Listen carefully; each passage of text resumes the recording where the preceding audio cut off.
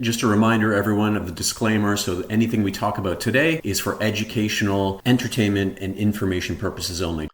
Okay, hey everybody, wanted to drop a quick video here because I often see a bit of confusion surrounding this concept. So we're going to compare two strategies to see which one is actually longer the market. So we're going to do a cash secured put around a 20 delta, and we're going to do a cover call, which is also includes the short 20 delta call. So we're long stock in a 20 delta call. So those are your two trades. So I've asked folks in the past and said, well, which one do you think is better in a bull market, a really strong market? They say, well, of course, selling puts is always better. It's always better because they're not thinking about it the right way. They're thinking about it from the perspective of which strategy is harvesting the premium fully and successfully. So if I sell a put for $2 and it goes to zero, I've successfully grabbed that $2. But that doesn't necessarily mean that strategy is doing better than a long stock short call strategy, even though that call may be getting run over, that strike may be getting breached. So the easiest way to show this is really by doing the math. So let's look at Tesla right here. The stock is trading at 355 and the short 20 delta put is $6 bid. That's the 315 strike. So that's going to be our first trade, cash secured put. That's how we're going to go long a Tesla position. So the second trade is going to be long Tesla at 355, and we are going to sell a 20 delta call, which is the 410 strike, which is 575 bid. So we're getting $6 for the put. We're getting 575 for the same delta call, and we're going to compare the two strategies. Number one, sell 20 delta put. Number two, long stock plus short 20 delta call. How does this work out? Well, if Tesla goes to 420, let's say that is our ultimate target here. Number one, the first strategy is going to collect the $6 that we received. Number two, we are going to collect the, what was it? $5.75 we received for the call sale, but we are also going to receive a run up in the stock. So remember, the stock is going from 355 to 420. Now, we know that at the 410 strike, we are going to be capped, right? So we don't generate any further gains on our underlying holding past the 410 strike because we are going to be obligated to sell the stock at 410. However, we've also received the $5.75. But what have we made in this situation? Well, in the first trade, we have made $6. That's it. We will never make more than the $6. Doesn't matter how high Tesla goes. We will never make more than $6.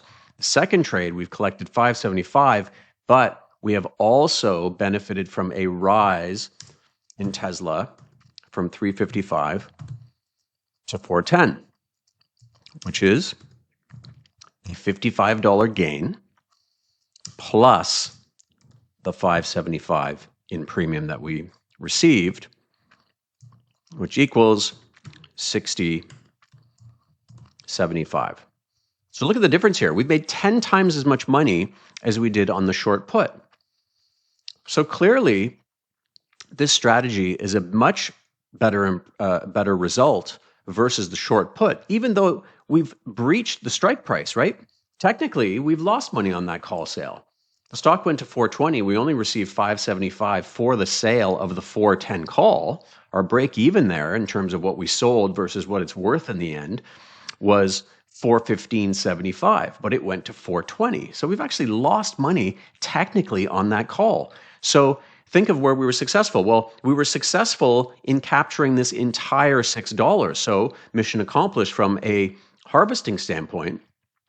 Not so much mission accomplished here, but the overall strategy made much, much more money.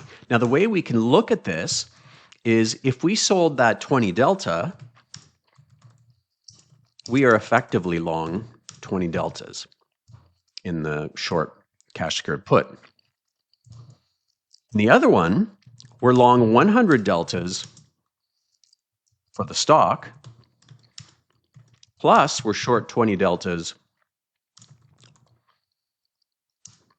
on the call sale with a net result of long 80 deltas. You see that? 100 deltas minus the 20 deltas from the call sale equals a long net 80 deltas. In the put case, the cash secured put case, we're only long 20 deltas. That's the huge difference there, you see? You are much, much delta long the market. And what does delta show us? Well, delta, when we create any kind of position, is going to show us the exposure that we have to the underlying movement.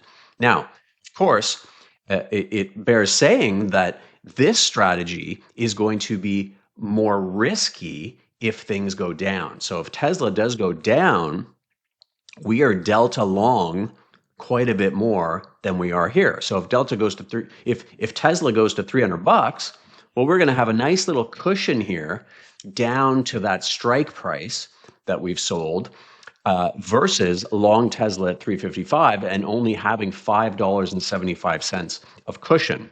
So really, we are certain that in a very bullish scenario, the long cover call strategy is going to be a much better strategy. But the downside is that that places you in a much longer expression to the upside, which of course is going to hurt if it doesn't pan out and things go to the downside. But the whole point of the video was that many people believe that the selling puts all the way up on a super, super strong move in the market, in a stock, is the way to go. Yes, it might be the way to go from a winning percentage. You're going to win on your put sales as you do it each and every month or every week or every couple weeks.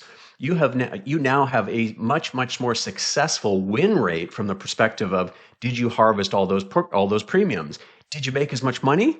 No, you didn't. So important to understand the difference between cover calls and cash secured puts, depending on where the market ends up ultimately going. So I hope that was fairly clear. If not, throw some comments down below. And of course, as always, subscribe, like, let me know what kinds of things you'd like me to talk about. And we'll see you guys in the next video.